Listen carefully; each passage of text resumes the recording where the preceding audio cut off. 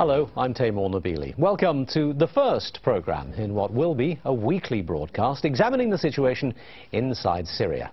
Now, 9 months have passed since the uprisings first began in Syria, but since then, matters have followed a somewhat different path to those in the other states involved in the Arab awakening. For one, the Assad government remains in power, and it doesn't seem to be in any danger of being overthrown, either by domestic or international forces.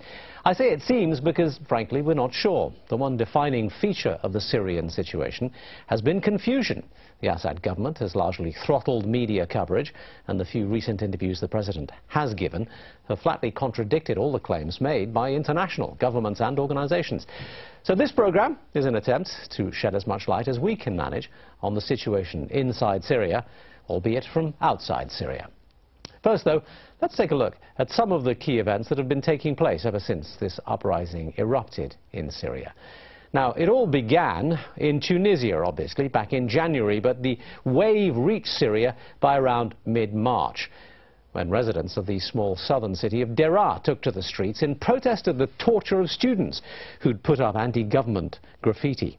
President Bashar al-Assad at first wavered between using force against this and hinting at upcoming reform. And in April, he indeed did make a concession. He ended the state of emergency that had been in force since 1963. Nonetheless, the violence went on, and the uprisings did too. The severe crackdowns began to increase in intensity. Tanks were sent into cities. Security forces fired on demonstrators and killed many of them. In May, the EU decided to impose sanctions on the government, on Assad himself and 9 other members of that government. This was followed by a similar step from the US.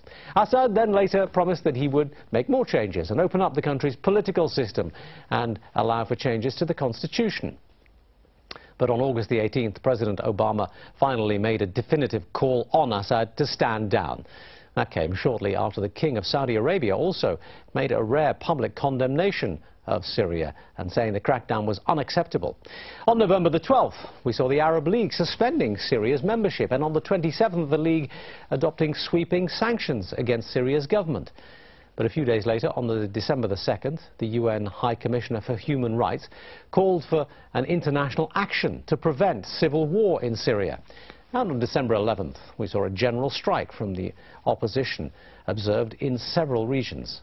On the 12th of December, as the UN declared that the death toll has risen above 5,000 people, the Syrian government called on voters to turn out for local elections. But the protesters didn't believe that this was any genuine move towards reform. And then a few days ago, on December the 15th, military defectors killed 27 soldiers in one of the largest attacks yet on Syria's security forces by what seems to be a growing armed insurgency. Well, in Paris, we're joined by Samir Aita, who is the editor of the Arabic edition of the Le Monde Diplomatique. In London, Amar Waqaf is a member of the Syrian Social Club, and also in London, Patrick Seal, a British writer on the Middle East, author of The Struggle for Syria. Gentlemen, thank you all very much indeed for being with us today. Samir Aita, let me begin with you. The question that we sort of posed at the top of the show, or the situation that we framed, was one of confusion, one of a real inability to really digest whether we're seeing the final days of the Assad regime, or whether the situation there is going to continue as it is now indefinitely. What are your thoughts? First thing, one has to praise the courage of the Syrian people, the Syrian youngs, who had been showing their will for the change. This is a civil society uprising, asking for freedom, liberties, the ending of the Syria of Assad, the return to a new republic where all citizens are equal. This regime knew that something like Egypt, Tunisia would happen. He tried all things, including pushing people to violence, to angriness, to sectarianism, just to get them out of this. And the civil society, this society itself, came and blocked for many months any tentative of violence, any tentative of sectarianism. But after the 6th, the 7th month, they got tired, and part of the uprising went to violence. There is evidence of some sectarian confrontations in some areas, and the country arrived to a stalemate. But you're talking, sorry to interrupt, but you're talking about civil society. Stop the uprising. You're talking about civil society in a way that tends to suggest that this is a nationwide and majority movement that's happening in Syria, and I'm not entirely sure if that's necessarily a particularly accurate way of looking at it. Let me put that to Ammar Waqaf. Do you think that this is a general feeling across Syria, that this is the civil society wants change? Well, part of it is certainly the case. Yes, part of the movement that we are seeing now in Syria has a civil society needs in it. However, the sectarian element, the armed groups element, the extremist element has been there from day one as well. I think one of the problems we're having, which casts a big shadow of ambiguity on the whole Syrian situation, is that everybody was trying so far since has been trying so far since the start of the turmoil in March, to describe the whole matter as a civil society, yearning towards freedom and democracy. That is an element indeed that is there. The government sources usually like to describe that part of the turmoil as, rightful demands. But there are other elements as well. Yeah, and the question I'm asking serious. here is trying to shed some light on exactly how widespread this particular feeling is, this particular uprising is. And let me put it to Patrick then, Patrick Seal in London. Well, what do you think? I mean, to what extent do you think that the protesters that we see on the streets are actually representing the majority of Syrians? Well, I think there are a few things one could say here. First of all, it's pretty clear that Syrian society is divided on this issue. I mean, there are perhaps 30% of the population which very much want to change and detest the present regime. There's another 30% who perhaps support it and are frightened of an alternative. And I think there's a balance in between, perhaps another 30 or 35% who are just frightened of change. They've seen what's happened in Iraq. They've seen the total destruction of Iraq with their civil war. And they're a sort of silent majority. And are just worried, and on either one side or the other.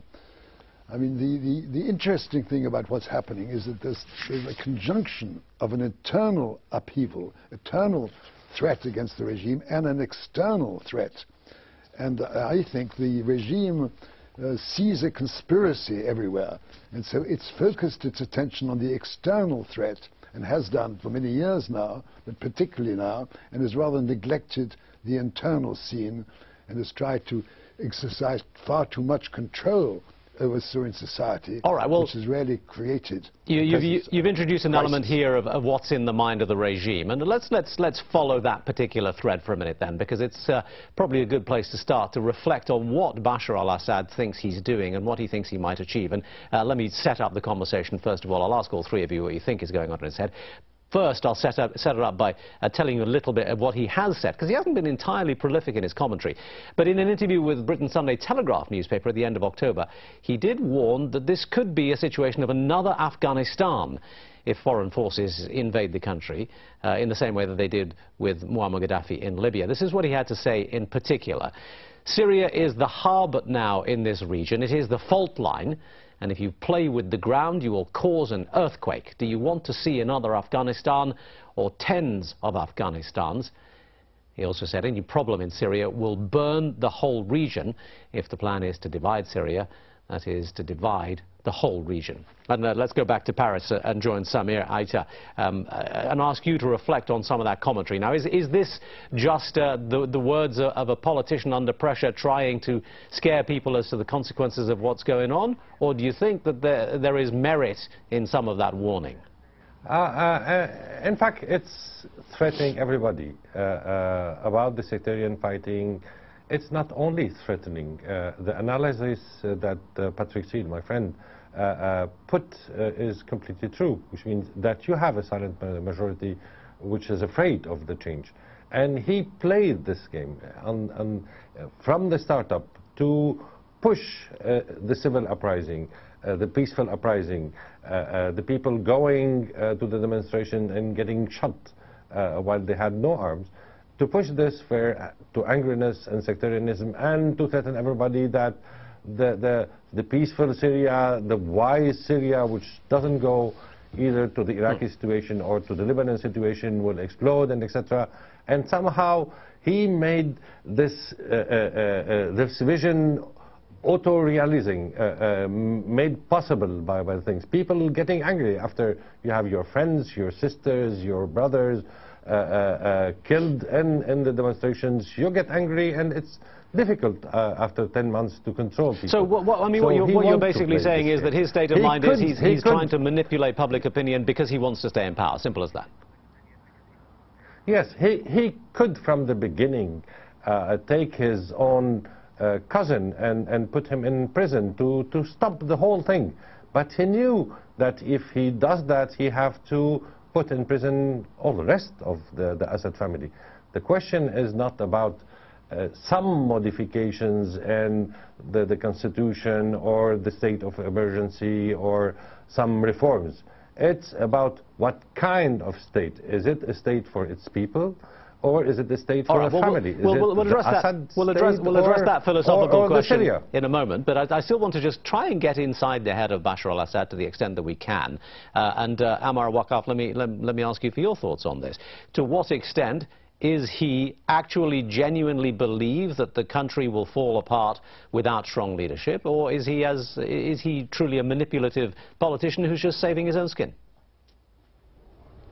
Right. I mean, if we say that this person is manipulating the situation to his own benefit or to save his own skin, as you rightly said, we would have been only, you know, or we would be only speculating. We don't know that for fact. But what we know for fact is that a sectarian element has shown its hideous face since day one in Banyas and in Daraa. It was quite small, but it fended off quite a large number of at least the minorities in Syria, and indeed the sectarian majority. Okay, well, let me stop you there for a second, Ammar. Let me stop you there for a second, because that particular accusation we'll come on to, and we'll examine whether there's merit in that. But again, I just want to talk about what's his state of mind, because that will presumably determine his behavior in the future. And the question, let me bring up one illustration that you might sort of shed some light on. Why is he not allowing the media in there? If there is genuine merit in some of these arguments he is making, then he could make those arguments to international observers and international analysts and allow people like us, the media, in there to examine those claims. And he doesn't do so. So what is in his head that prescribes this course of action? I don't know what's in his head, but you know, and I don't know really why isn't he allowing, or the government isn't allowing the foreign media to go in. But perhaps the government has taken a sort of a defensive, you know, step towards the immediate propaganda that some of the media, at least regional media, have started since day one. You know, it is undeniable at all that some of the Arab media has started stirring a sort of revolution rather than reporting a sort of revolution in Syria. So perhaps the government felt, well, if we allow those people in, they're going to make the situation worse, and we don't want that. But we don't know whether this is true or not.